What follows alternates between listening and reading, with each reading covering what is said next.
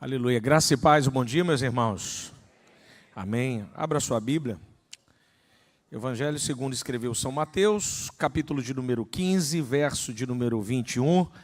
Deus abençoe a vida do meu pastor Silas Malafaia, pastor Silas Filho, pastor Odilto Ângelo, todos os nossos pastores aqui, em liderança da nossa igreja. Fico feliz nessa manhã compartilhar do texto sagrado, um texto muito importante, um texto que eu considero uma fonte de riqueza, um grande aprendizado desse texto. Evangelho de Mateus, capítulo de número 15, verso de número 21, quem encontrou, diga amém. Diz assim: partindo Jesus dali, foi para uma região de Tiro e Sidom. Uma mulher cananeia daquela região clamava ao Senhor, dizendo: Senhor, filho de Davi, tem compaixão de mim. A minha filha está horrivelmente endemoniada. Mas ele não respondeu palavra alguma, de modo que os seus discípulos, aproximando-se dele, rogaram-lhe, dizendo: despede-a, pois vem gritando atrás de nós. E ele respondeu: eu fui enviado somente às ovelhas perdidas da casa de Israel. Ela, porém, veio, o adorou, dizendo: Senhor, socorre-me. Então ele respondeu: não é bom tomar pão dos filhos e deitá-los aos cachorrinhos. E disse ela: sim, Senhor, mas até os cachorrinhos comem das migalhas que caem da mesa dos seus donos. Então Jesus respondeu: mulher, grande é a sua fé, seja feito como tu queres. E a partir daquele momento em diante a sua filha ficou curada. Curve a sua cabeça, mantenha a sua Bíblia aberta, feche seus olhos. Deus bendito, te louvamos nessa manhã, através do teu evangelho, através da sua palavra. Ilumina através do teu Santo Espírito. Revela-nos o teu texto sagrado para a honra e glória do teu santo nome, em nome de Jesus. Amém. Jesus, pela primeira vez, ele está indo para uma região estrangeira, de acordo com o texto do Evangelho de Mateus. O texto aí vai dizer para mim e para você que ele está na região de Tiro e Sidom. Esse termo aí que aparece na sua Bíblia, verso 21, partindo de Jesus dali, é um termo muito recorrente no Evangelho de Jesus, segundo o relato de Mateus, dizendo a itinerância do seu ministério. A região de Tiro e Sidom, ela é unida através desse termo, Tiro e Sidom, por causa de dois fatores. Por causa da geografia do rio Orontes, que corta a região, e por causa do idioma siríaco que falava na época. A região de Tiro e Sidom é muito conhecida. Se você abrir aí a sua Bíblia, Ezequiel capítulo 26 a 28, você vai ver as pronúncias melhor, as palavras de confronto e de denúncia do profeta Ezequiel à região de Tiro e Sidom. Ele chega a alguns textos, por exemplo, Isaías 23, verso de número 15, tem uma denúncia extremamente pesada no verso de número 15, a ponto de Isaías chamar essa região de prostituta velha, de tão terrível que era essa região para o povo de Israel. Isso está inclusive aí no texto de Isaías 23, 15. Mas por que Jesus vai para essa região estrangeira? Por que Jesus se dirige a essa região estrangeira? Ele se dirige a essa região estrangeira por causa de algumas coisas que vão anteceder isso. Mas eu acho interessante, principalmente pelo que acontece para levá-la Jesus a essa região e o que acontece nessa região. Se você olhar na sua Bíblia, no verso de número 22, o texto diz assim: uma mulher cananeia daquela região. Mateus usa um termo um pouco pejorativo para chamar ela de cananeia. Quando Mateus chama ela de cananeia, Mateus está dizendo que ela é descendente de Cão, filho de Noé. Mateus está dizendo, ela é maldita, ela não é judia. Ela pertence a Cão, filho de Noé. Ela é daquela linhagem, ela não faz parte da linhagem abençoada. Como Mateus escreve uma comunidade judaica, Mateus vai utilizar uma linguagem judaica para a época, para a sua comunidade. Então, quando a comunidade de Mateus entende que ela é cananeia, Mateus está dizendo assim, ela é maldita, ela não faz parte da linhagem judaica. Mas se você abrir aí na sua Bíblia, Marcos capítulo 7, verso de número 26, Marcos quase diz o CPF dela. Marcos diz assim, mulher grega, Sírio-Fenícia. Quando Marcos diz mulher grega, Marcos está falando de religião. Marcos está dizendo assim, a religião dela é grega. Ela adora Zeus, crê no oráculo de Delfos, ela crê no submundo, ela crê no cão cerbeiro. Ou seja, a religião dessa mulher é uma religião grega. Ela não crê em ressurreição, ela crê, a série de crenças dela é muito diferente. Mas Marcos diz a sociologia dela. Marcos vai dizer que ela é mulher Sírio-Fenícia. Quando Marcos diz Sírio-Fenícias, Marcos está dizendo sobre a sua cultura, sobre o seu comportamento, sobre o seu estilo de vestimenta, sobre como o estilo dela de transitar, ir e vir. Ou seja, a sua vestimenta é uma vestimenta sírio-fenícia. E na Bíblia você conhece, existe na Bíblia uma mulher fenícia muito famosa, a bruxa Memeia, que a gente conhece como Jezabel. E se tratando de Fenícia, ela tem penduricalhos, ela tem uma série de cor, ela tem um estilo de roupa muito diferente, muito mais ousado do que a mulher judia. Já no caso de Mateus, quando você olha Mateus chamando ela de mulher cananeia, maldizendo, você já entende o porquê. Ele está fazendo uma comparação. Mas o texto diz que ela clamava ao Senhor. Para a gente entender isso, eu quero voltar com você um pouco na sua Bíblia. Volta comigo aí na sua Bíblia. Vá lá em Mateus capítulo de número 12, verso de número 22. Para eu poder falar o texto, eu preciso falar do contexto. Como diz o nosso pastor, texto sem contexto é pretexto para heresia. Então vou te dar o contexto, o porquê que Jesus ele foi para a região estrangeira e porquê da importância dessa mulher clamar a Jesus naquela região. No verso de Mateus, capítulo 12, verso 22, olha aí. O texto diz assim: trouxeram-lhe então um endemoniado, cego e mudo. Ele curou de tal forma que o cego via e o mudo falava. Quem trouxe aquele endemoniado? Os fariseus. Os fariseus estão testando para saber se Jesus é Messias. O grande debate do evangelho de Mateus é apresentar Jesus como Messias. Está lá no prólogo, Mateus 1. É apresentar ele como um rei messiânico. Então os fariseus vão testar Jesus de todas as formas. Existem 3 milagres nos evangelhos que nós chamamos de milagres messiânicos. Milagres que só Jesus pode fazer. Curar o cego de nascença, eu já preguei aqui. Expulsar o demônio mudo, eu já preguei aqui. Quando fala a respeito disso. E curar o leproso, já preguei as 2 passagens sobre leproso. Só o Messias pode curar o leproso, expulsar o demônio mudo e curar o cego de nascença. São os 3 milagres que afirmavam que ele é Messias. Quando surgiu isso? No debate surgiu a partir do período intertestamentário, ou melhor, entre Malaquias e Mateus. Quando os judeus sentaram e falaram assim, quando o Messias surgir, qual o sinal que ele precisa dar? Então quem decidiu isso foi a teologia judaica. Ele tem que curar o cego de nascença. Jesus curou. Ele tem que expulsar um demônio mudo. Jesus operou. Ele tem que curar um leproso. Por isso que quando ele cura o leproso em Mateus capítulo 8, a partir do verso de número 4, ele diz assim, não conte nada a ninguém, mas vai e mostra ao sacerdote. Em outras palavras, Jesus vai lá e mostra ao sacerdote para que eles saibam que há um Messias entre eles. Mas o povo era tão incrédulo que eles não creem que Jesus cura.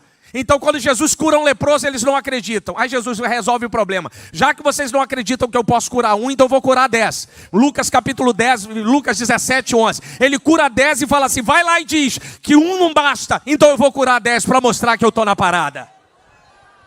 Então ele faz os 3 milagres e os judeus precisam saber disso. E no texto vai dizer, na sua Bíblia, trouxeram-lhe então um endemoniado. Aí é o milagre messiânico a respeito do demônio mudo. E o texto diz o seguinte, que quando ele cura, verso 23, presta atenção.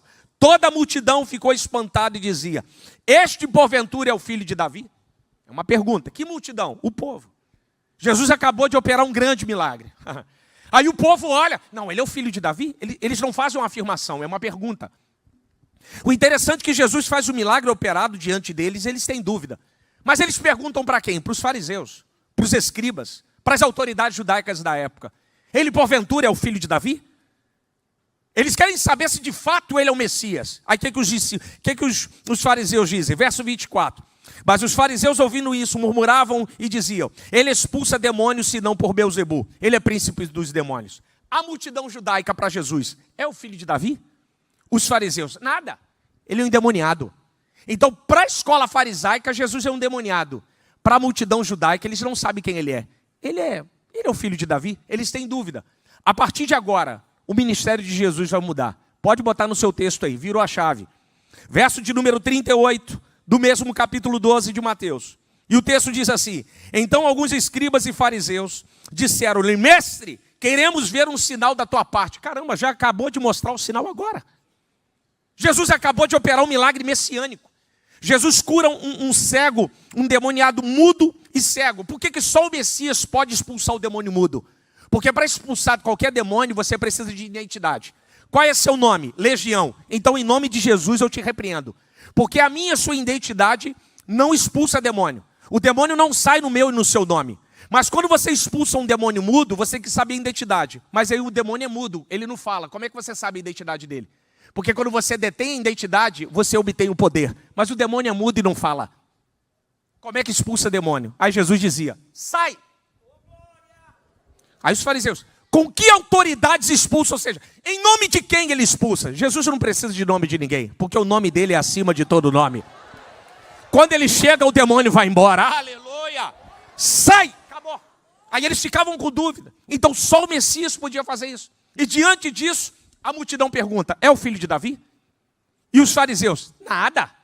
É um endemoniado. Mas agora eles pedem sinal. Aí Jesus diz, na sua Bíblia, e eles respondeu, uma geração má e adúltera, pede um sinal, porém não lhe será dado outro sinal, senão o sinal do profeta Jonas. A partir de agora, toda vez que tiver fariseu e escriba no Evangelho de Mateus junto com Jesus, não tem milagre, só pregação.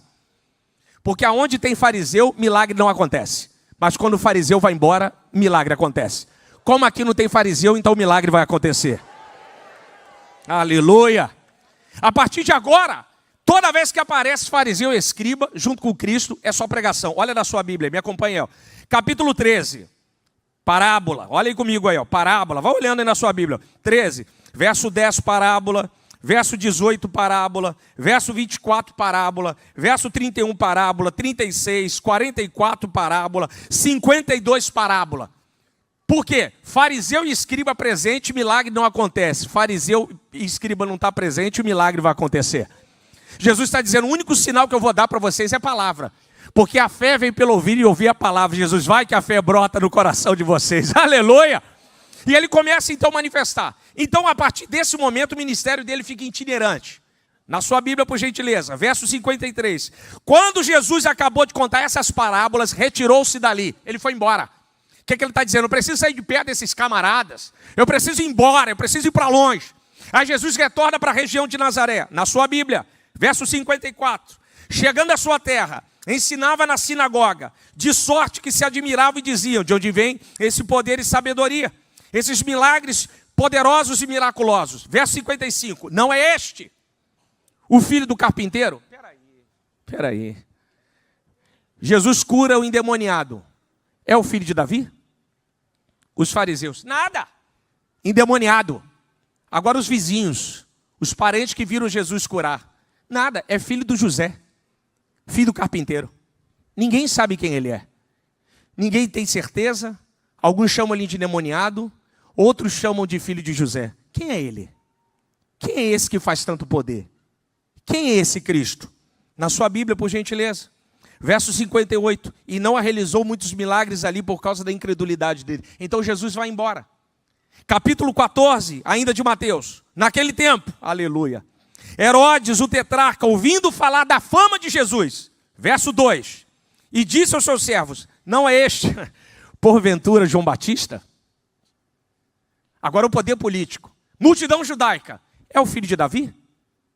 Os fariseus, não, é um endemoniado. Os vizinhos, filho de José. A autoridade política é João Batista, é o Walking Dead. João Batista, porque ele tinha acabado de matar João Batista. Ninguém sabe quem ele é. Interessante que ele opera milagres, ele faz o poder e ninguém conhece ele. Virando a sua folha, Mateus 14, verso de número 13. Aí o texto diz assim, ouvindo isso, retirou-se dali. Ó, retirou-se dali de novo. Foi num barco afastado para um lugar deserto. E o texto diz que muitas multidões estavam. O que Jesus vai fazer? A primeira multiplicação dos pães. Deixa eu explicar duas coisas. Por que Jesus vai embora fugindo de Herodes? Porque Jesus sabe que se Herodes confundiu ele com João Batista, Herodes pode matá-lo. Então Jesus precisa fugir. Porque Jesus não pode morrer antes do tempo. Então ele corre. Não vai que ele me confunde como João Batista e venha querer me matar antes do tempo. E Jesus foge de Herodes. Deixa Herodes pensar que ele é João Batista. Mas a Bíblia diz aí, que quando ele vai num lugar afastado, ele multiplica pão. Mas por que ele multiplica pão? Porque fariseu e escriba não está. E se tem fariseu e escriba presente, milagre não acontece. Mas quando fariseu e escriba não está presente, o milagre acontece, o milagre é realizado, o sobrenatural surge. Então Jesus ele começa a fazer isso. Ele começa de um lado para o outro, fugindo dessa perspectiva. Eu acho interessante que quando ele está nessa passagem. Vocês viram ontem, o pastor Vitor Hugo ministrou a respeito, ele deu uma pincelada a respeito sobre esse texto, falou algumas coisas, mas deixa eu fixar em umas coisas aqui junto com você, na sua Bíblia. A Bíblia vai dizer que no verso de número 25, na quarta vigília da noite, dirigiu-se Jesus para eles, andando sobre o mar. Mateus capítulo 14, verso 25. E os discípulos vendo andando sobre as águas, assustaram-se dizendo, é um fantasma. Aí. Multidão judaica, é o filho de Davi? Os fariseus, não, é um endemoniado. Os vizinhos, filho de José. Herodes, João Batista. Os discípulos, um fantasma. Quem ele é, rapaz? Cada hora um diz. Agora os discípulos falaram que ele é Gasparzinho. Ghost. Não é um fantasma. A tradução do grego é ghost. Não é do outro lado da vida. É ghost. Não, ele é ghost. Ninguém sabe quem ele é. Interessante que Jesus aqui está operando um milagre. Ele está andando sobre o mar. Jesus está curando endemoniado mudo e cego. Jesus está operando grandes milagres. E mesmo diante deles, eles não sabem quem ele é. E o texto vai dizer, capítulo 15, verso 1. Então vieram alguns de Jerusalém a Jesus. Aleluia.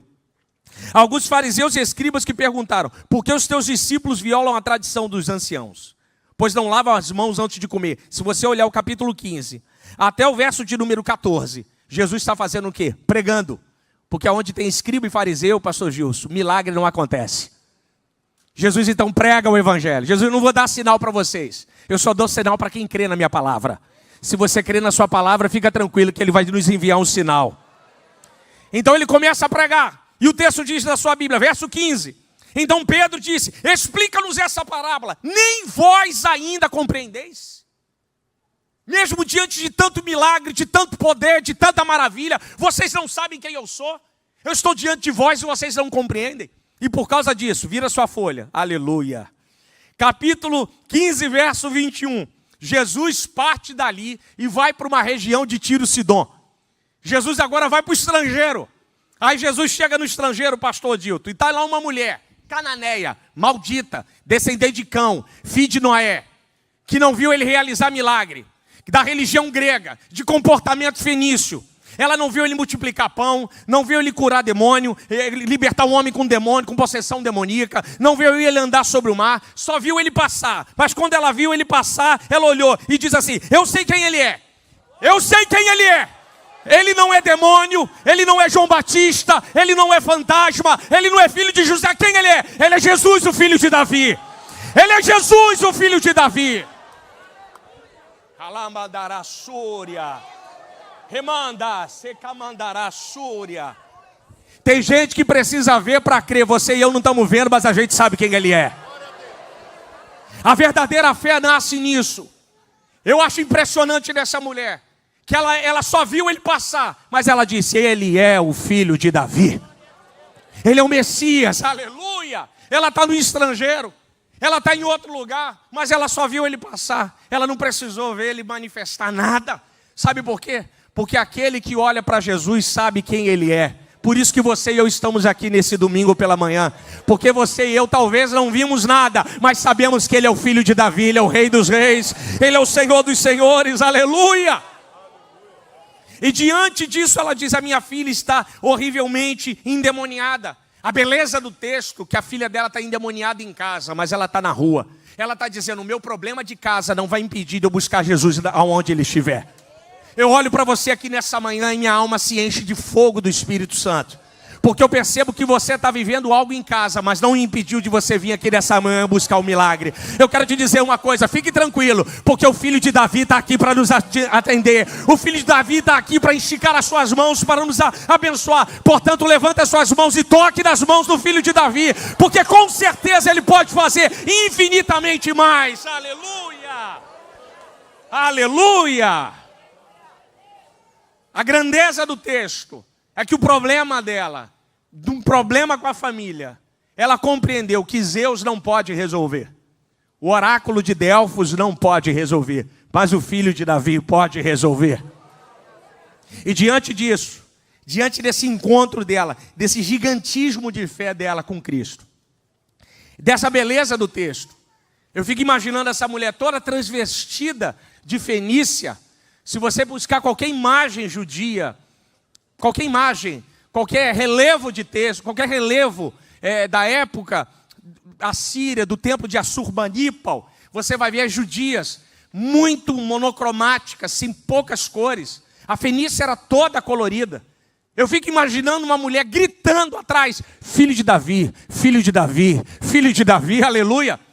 Como esse texto me deu trabalho. Eu falei, Senhor, mas como é que essa mulher sabia que Jesus ia passar naquela hora? Porque não tem cartaz, não tem carro de som, não tem televisão, não tem internet. Eu falei, Jesus, como é que ela sabia? Aí o Espírito Santo falou comigo. Porque Charles Haddon Spurgeon fala, se o comentário não falar, o Espírito vai te revelar. Aí o Espírito falou comigo, falou assim, meu filho, fica tranquilo, porque o homem quando tem sede de me encontrar, eu marco o encontro, eu vou encontrar ele. Por isso que você e eu estamos aqui nessa manhã. Ele marcou um encontro comigo e com você, e ele está dizendo, você não vai sair da mesma maneira, mas eu vou estar aqui para te encontrar nessa manhã. Quem pode adorar o Senhor nessa manhã? Quem pode celebrar Cristo, o Filho de Davi?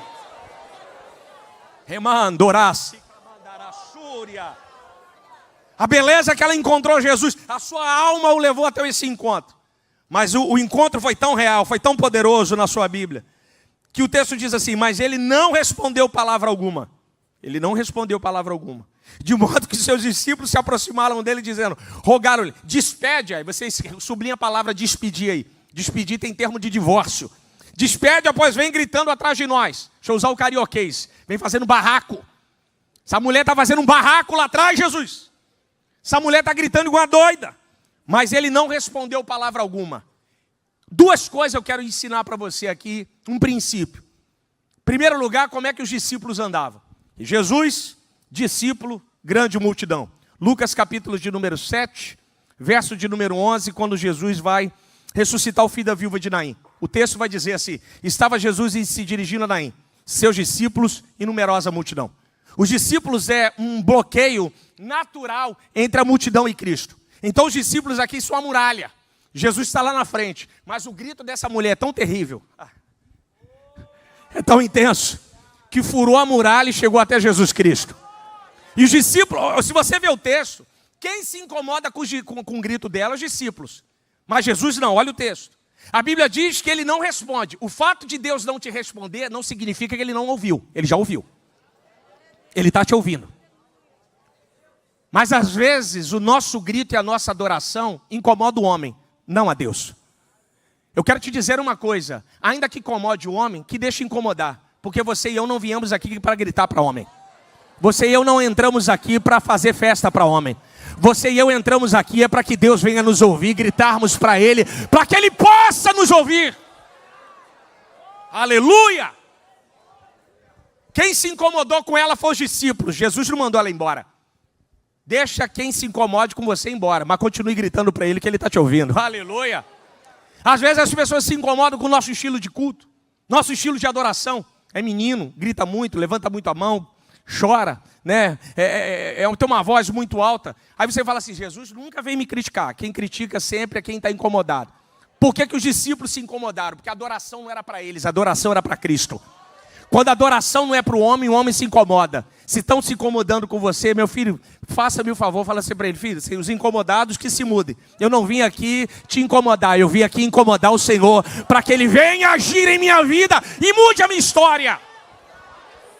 Então se tem algum adorador aqui, levanta a sua mão, incomode o Mestre, adore a Ele, adore na beleza da sua santidade, tribute a Ele em louvor e graça, honra e adoração. Remandará Súria, remandará Calamandarácia, remanjúries. Manda ela embora, Jesus, deixa ela ir. Está incomodando vocês a mim, deixa ela gritar à vontade. Interessante os discípulos, despede-a, rompa com ela, faça divórcio. Esse é o mal do homem. Quando a adoração incomoda muito, ele quer logo que a gente seja cortado. Então corte ele, bote para fora, Jesus, deixa ele aí. Eu gosto de ouvir Ele. Eu ouço a sua voz. Aleluia. A graça do texto, a beleza, a grandeza do Evangelho. É que Jesus diz para ela assim, ó. Eu fui enviado somente às ovelhas perdidas da casa de Israel. De fato, se você olhar aí, Mateus 10, 6. O texto remoto é Mateus 10, 6. Jesus vai ensinar isso para os discípulos. Olha, vão aos perdidos da casa de Israel. O que Jesus está falando é um princípio básico. Mas Jesus está na região estrangeira. Por que Jesus está na região estrangeira? Porque os da casa não acreditaram. Os da casa não acreditaram. Então Jesus fala assim, ó, eu fui enviado somente às ovelhas perdidas da casa de Israel. Se você ver o texto, Jesus não diz para ela assim, ó, eu não estou te ouvindo. Jesus diz, eu até estou te ouvindo. Eu estou te escutando. Só estou dizendo que não dá. Mas o que acontece aí? Na sua Bíblia. No verso de número 25, o texto diz que ela, porém, veio. Deixa eu ficar só até aqui. Ela, porém, veio. Só até aí. Ela, porém, veio. A negativa de Cristo sobre ela não deixou ela ir embora. Ela não desistiu. Porque quem tem problema de verdade não desiste da busca. Quem passa e vive de problema de verdade, qualquer coisa, filho, ele vai enfrentar. Não é uma multidão, ao contrário, que vai impedir ele de buscar. Não é uma dificuldade de vir que vai impedir ele de buscar. A palavra de Cristo para ela, eu fui enviado somente às ovelhas perdidas da casa de Israel. Ela, porém, veio. Irmão, isso aqui é de uma grandeza. Em primeiro lugar, que ela não se sente diminuída por aquilo que Cristo fala. Ela está dizendo, não, eu não vou embora. Eu vou buscar. Ela, porém, veio. Mas veio como? Ela enfrentou os discípulos. Ela ouviu aquela palavra dizendo para ela ir embora, ela ficou. Aleluia. A fé dessa mulher é resiliente. A grandeza é que ela não vê Cristo manifestar milagre, mas ela sabe que Ele pode fazer infinitamente mais. A fé dela não é uma fé de receber. Ela ouviu a fama de Cristo e abraçou isso. E viu nessa oportunidade. Porque ela sabia que Jesus não passaria qualquer hora ali, todo momento na região de Tiro-Sidom. Aquilo ali era de maneira esporádica. Aquilo ali foi uma bênção ele estar ali. Por isso que ela se aproxima. Ela não desiste, meu irmão, eu quero te dizer uma coisa. Enquanto o céu não disser sim, você não desiste de clamar a Ele. Porque se o céu não disse não, Ele está dizendo que em breve vai dizer sim, aleluia. Por isso que vocês estão e eu estamos aqui, ainda que os nossos joelhos fiquem calejados, ainda que a gente fique sem voz, ainda que não haja força para nós, mas continuaremos a buscar, porque eu creio no Deus que intervém, eu creio no Deus que acode, eu creio no Deus que nos socorre, aleluia. Mas ela enfrenta, por que ela enfrenta? Porque a filha está horrivelmente endemoniada. Ela tem um problema em casa que Zeus não pode resolver, dinheiro não pode resolver, política não pode resolver, alianças humanas não pode resolver, mas Jesus pode resolver. Por isso que ela está ali. E ela veio, na sua Bíblia, por gentileza, o texto diz assim, ela veio e o adorou dizendo, Senhor, socorre-me. Senhor, socorre-me. Deixa eu ficar aqui com um autor. Deixa eu destacar uma coisa. Tem um comentarista chamado Warren Carter. Comentário de Mateus. Belo comentário. Não é barato, por isso que quem está do seu lado vai te dar um. Para eu beber água aqui, ó. É caro, pastor, é caro, mas vale a pena. O Warren Carter fala uma coisa interessante sobre esse texto. Ele diz o seguinte, que quando ela veio e o adorou, Carter põe da seguinte ideia. Ele faz uma inferência ao texto, não de maneira agressiva, mas de maneira muito inteligente. Ele diz o seguinte, na perspectiva de vida dessa mulher e da maneira como ela grita, ela adorou de joelho. Eu falei, rapaz, isso aqui é muito interessante. O texto não fala disso. Mas a forma, eu consigo imaginar ela prostrada e adorando a Cristo. É igual um filme de Zeffirelli, do Jesus, não Jesus de Mel Gibson, mas do Zeffirelli. Zeffirelli é uma película muito bonita. No texto, na cinematografia de Zeffirelli, quando Pedro afirma que ele é o Cristo, quando ele afirma que ele é o Cristo, Pedro está de joelho, ele olha para ele e Cristo está de pé. Eu consigo enxergar isso no texto. Quando eu olho para isso aqui, ela veio e o adorou, dizendo, Senhor, socorre-me. Essa mulher me ensina de uma maneira muito grande. A grandeza da fé dessa mulher é o seguinte, verso de número 25. Ela tem um problema em casa e ela enfrenta o obstáculo do contrário. Das pessoas dizendo, desiste disso, seu marido não vai se converter, seu filho não vai sair das drogas. Desiste desse negócio, esse negócio é seu, do que você está buscando é coisa sua. Você não tem condições de chegar lá. Ao contrário, você vem na quinta da vitória. Você vem no domingo pela manhã. Você vem na Slavec. Você vem na terça da palavra. Você vem na quarta do sobrenatural. De vez em quando você tem subido até monte, está parecendo um cabrito de tanto monte que sobe. vai para a vigília, vem para a vigília da resposta. E as pessoas ficam assim, desiste, desiste. Ou seja, enquanto mais contrário o homem fala para nós, mais a gente busca a Deus, que a gente sabe que em breve Ele vai abrir. Aleluia! E o texto diz que ela veio, porém o adorou. Ela enfrenta a multidão, ela enfrenta o contrário. Ela ouve a palavra, você não é da parte de Israel. Ela não está nem aí, ela continua. E o que ela demonstra para mim? Ela chega perto de Cristo e o adora. Em primeiro lugar, ela não chega pedindo, ela chega adorando. Porque quem reconhece a beleza da majestade de Cristo não chega pedindo, já chega adorando. Por isso que você e eu estamos aqui há alguns dias. Por isso que nós estamos aqui desde o início da Islaveca. Ou melhor, desde a terça-feira. Passamos da quarta, passamos da quinta, passamos da sexta, passamos do sábado e agora estamos no domingo. Por que a gente entende? Porque para chegar perto da majestade não pode chegar pedindo, tem que chegar adorando. Ela chega perto dele e o adora. Agora deixa eu te dizer uma coisa para você perceber. Adiantou os discípulos mandá-la embora, Jesus recebeu ela. Porque Jesus não mandou ela embora. A adoração e a insistência dela fez ela chegar perto de Cristo. E quando ela está diante de Cristo, ela o adora. Ela o reconhece por aquilo que ele é.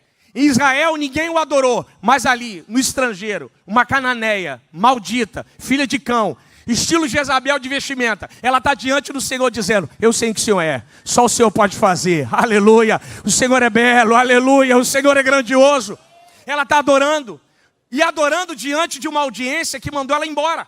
Quem está em volta dela e de Cristo são os discípulos. Meu irmão, adore mediante a pessoas de cara feia. Adore mediante a situação feia. Mas não saia da sua posição. Continue adorando a Ele na beleza da sua santidade. Ela não está nem aí para quem está olhando. Ela não está nem aí para o que disseram para ela. O mais importante, ela está diante de Cristo. Ela está diante do Cordeiro de Israel. Diante do soberano Deus de Israel. Aleluia. E ela aqui de maneira humilde. Socorre-me. Aleluia. Engraçado que ela não pede socorro à filha, pastor Gilson. Ela está pedindo socorro a si. Eu preguei uma mensagem aqui, acho que o ano passado. Como você lida com o seu sofrimento? Não sei quem lembra. Falei sobre os 3 níveis de sofrimento. Sofrimento de Jairo, da mulher do fluxo de sangue e o sofrimento da filha de Jairo. O sofrimento de Jairo a gente chama de sofrimento lateral. Jairo não sofria na carne, ele sofria na alma. Porque a filha dele estava doente, então fazia mal a ele. Essa mulher, ela não está pedindo socorro para ela. Ela está pedindo socorro para a filha. Mas pastor, por que ela está aqui e a filha dela não está? Porque a filha dela está em casa endemoniada, assim como tem muita gente aqui. Tem gente aqui hoje de manhã que o filho ainda não voltou, desde a balada de sábado. Mas tem gente aqui honesta, compreendendo ao Deus eterno, dizendo, Senhor, eu não estou aqui por mim, eu estou aqui pelo meu filho. Assim diz o Senhor para você. Continua firme, porque a oração que você está fazendo aqui, Deus está libertando ele lá. Deus está mudando lá. Quebrando cadeias e correntes, aleluia. E quando ela diz socorro, Senhor me socorre. Ela está usando toda uma humildade. Ela está chegando por baixo. Ela está precisando, Senhor socorre-me. Tem misericórdia. Sabe, eu estou passando um problema. Sabe, eu estou numa dificuldade extrema. Mas aí diz o texto. Cadê meu amigo tecladista aqui? Já para... Senão vai 2 horas, irmão. Eu aqui encortei um monte de coisa, senão é 2 horas. Na sua Bíblia ele diz o seguinte. Então ele respondeu, não é bom tomar pão dos filhos e deitá-los aos cachorrinhos. Rapaz, isso aqui é muito bom, velho. Isso aqui é a cereja do bolo do texto. Eu gosto do texto só por causa desse trecho. Irmãos, esse texto aqui tem uma ideia de cultura por baixo aqui pesada. Muito pesada.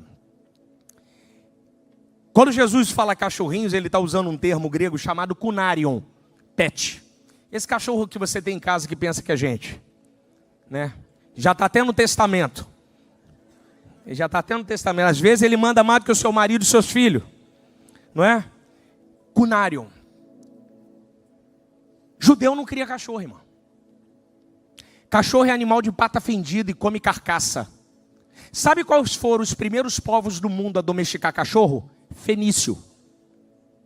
Os fenícios usavam o cachorro como escambo na questão de mercadoria. Existe um termo, um artigo da Universidade do Porto que fala sobre o consumo e domesticação de cachorros em Portugal em ambiente fenício. Porque os fenícios chegaram a ir a Portugal. Um texto muito interessante. E fenício e cachorro é tão ligado, é tão junto, que quando Jezabel morre, que é fenícia, os cães lambem o seu sangue. De tanta ligação que tem fenício e cão. Então quem cria cachorro, quem criava cães, eram os fenícios. Depois que eu terminar a mensagem aqui, eu vou botar uma imagem lá no meu Instagram. Eu tenho uma lápide grega que eu recebi de um amigo, o Dr. Rodrigo Silva, enviou para mim na época que eu estava montando esse sermão. E ele me enviou uma lápide grega que ele achou numa escavação, aonde tem um homem de pé, melhor, uma mulher sentada, um homem deitado na cama, uma mesa e um cachorro embaixo da mesa comendo. Ele, Ronald, essa lápide grega é de um ambiente fenício, mostrando como os cães viviam dentro de casa. Então quando Jesus diz isso aqui para ela, ele usa o termo cunarion, cachorro particular, cachorro domesticado. Jesus está dizendo para ela assim, olha, a sua fé é fantástica, a sua fé é absurda, mas o fato de você fazer parte da criação, você não faz parte da família. Em outras palavras, o seu cão, o seu cachorro, você ama ele, mas no momento de crise extrema, seus filhos vão ser mais importantes que eles. Ainda que ele faça parte de dentro da sua casa, ele não faz parte da sua família. O que Jesus está dizendo para ela? Olha, eu até queria te ajudar. Eu até queria poder mudar a história da tua filha e da tua casa. Te dar uma palavra para mudar a tua história. Mas, infelizmente, você está no contexto da criação. O pai criou você, mas você não faz parte da família. Na sua Bíblia, verso 26. Eu não posso tomar pão dos filhos. Deixa eu usar aqui, Eu não posso tirar pão dos filhos e deitá-los aos cachorrinhos. Porque você não está sentada na mesa. Eu só posso partir o pão quem está sentado na mesa. Aí vem a mulher. Verso de número 27. E disse ela, sim, Senhor. Cara, ela entendeu, velho. É verdade. É, Senhor. É verdade. Quando Jesus fala de pão, Jesus está falando dele. Ele é o pão vivo que desceu do céu. Ele está dizendo, eu não posso tirar de mim, que é para os meus filhos e dar para você. Aí ela, sim, Senhor. É verdade. É verdade, Jesus, eu te compreendo. Aí ela vai falar dentro da ótica sociológica dela. É verdade, na sua Bíblia. Mas até os cachorrinhos comem das migalhas que caem da mesa dos seus donos. Em outras palavras, os seus filhos não comem pão porque ele não quer. Mas o Senhor não está em Jerusalém. O Senhor está na minha casa. E o que cair aqui, eu tenho direito. Se eles não comem lá, eu como aqui. Eu não tenho vaga na mesa, mas eu sei quem o Senhor é. Mas o que cair aqui hoje é meu. Então pegue posse de tudo aquilo que está caindo aqui hoje. Tome posse de tudo aquilo que está caindo aqui hoje, para que Deus mude a sua história, mude a sua casa, mude a sua família. Quem pode adorar? Meu Pai. Cadê os adoradores aqui comigo nessa manhã? Adore ao Pai, aos filhos, ao Filho e ao Espírito Santo. Mandará Súria.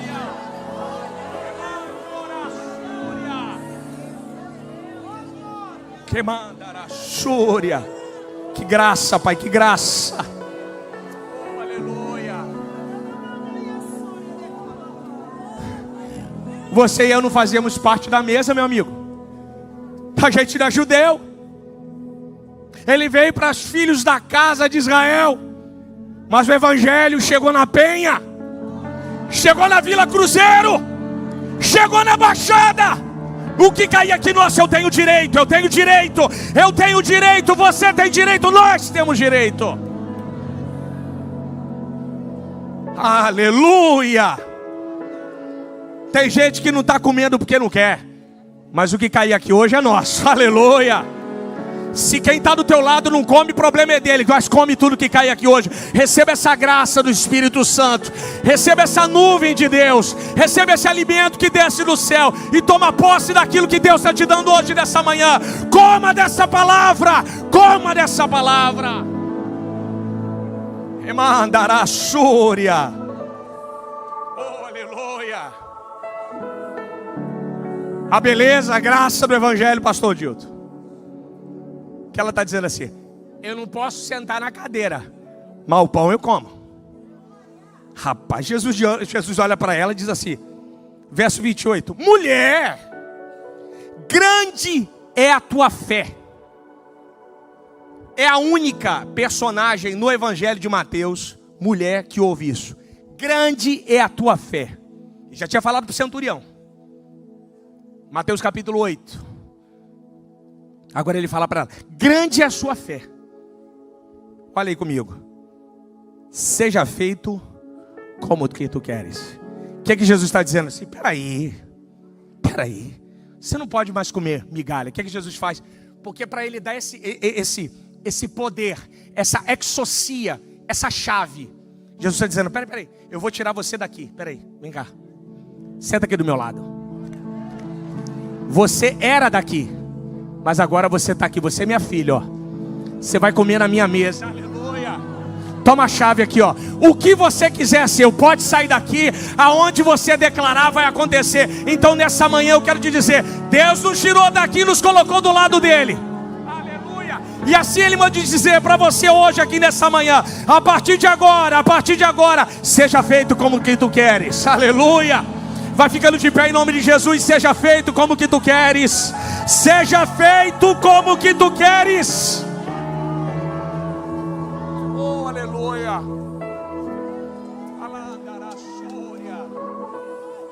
Oh, aleluia.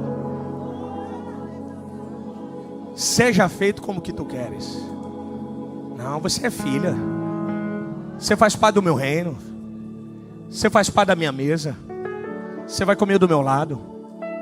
Jesus deu para ela, empoderou ela como filha. Oh, aleluia. Tem gente aqui que não pode comer nos melhores restaurantes desse mundo, mas há uma mesa preparada para mim e para você na eternidade.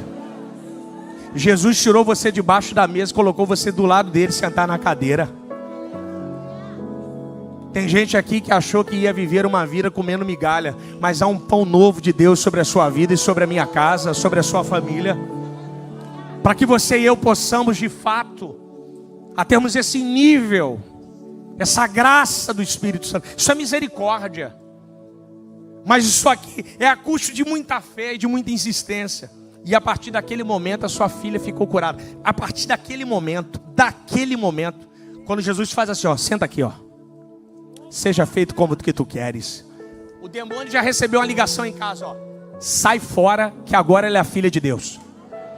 Corre, que agora ela é filha de Deus. Assim eu te digo nessa manhã, aqueles demônios já estão indo embora de lá, ó. Remandará, sori, kamandori, rebazás. Porque quem está chegando lá é a filha de Deus, é o filho de Deus, aleluia. Aqui ninguém come migalha não, aqui a gente senta na mesa, come da palavra, bebe da palavra, se alimenta da palavra, aleluia. Deus mudou a história dela. Isso é fé, filho, isso é fé. É não desistir.